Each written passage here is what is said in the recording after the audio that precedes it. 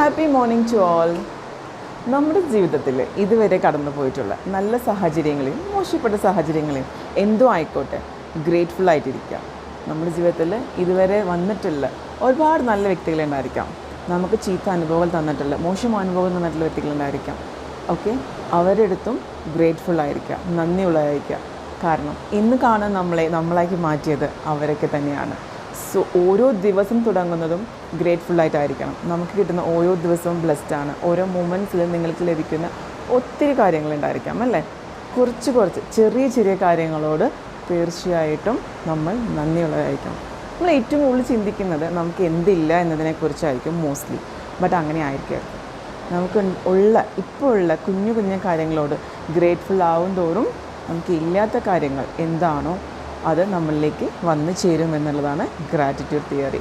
so be grateful to